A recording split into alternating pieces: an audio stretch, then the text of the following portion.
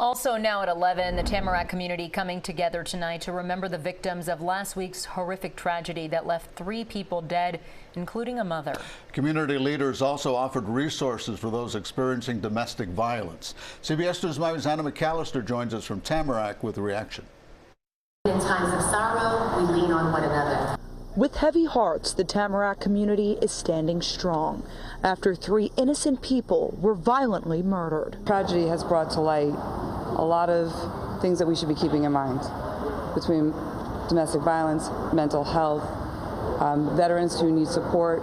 The vigil comes a little more than a week after Mary Gingles, her father David Ponzer, and their neighbor Andrew Ferrin were gunned down by Mary's estranged husband, Nathan Gingles. According to police, Mary ran to Andrew's house for help after Nathan shot her father, when he followed her and shot both Mary and Andrew to death. Knowing what happened to those 3 innocent people and the terror that, you know, Mary and her father and the little girl had to go through, and the innocent neighbor who was just trying to help, and it's all so unfair. Police say after the shootings, Nathan took off with his 4-year-old daughter he shared with Mary.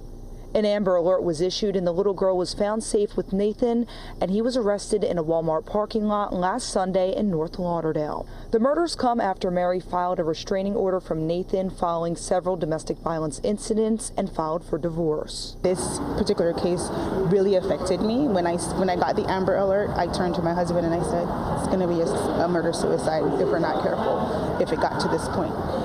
Because that's what happens. Dr. Jonette Brooks-George with Unmute Yourself Incorporated works to assist those in domestic violence situations, and she wants the community to know that there are resources and people who help. We have rights. Even with the injunction that was filed, she had a right to call the first time that it was infracted, that he broke the injunction, and she had a right for an officer to come and arrest him. There are people that believe your story the first time. That's the biggest problem. BSO Sheriff Gregory Toney suspended 7 deputies for what he called their shortcomings related to the domestic violence case between Mary and Nathan. Tamarac's mayor saying this about the suspensions Tuesday night. Sometimes our police can't do it alone. It is a systematic failure, and there needs to be some changes all throughout our system.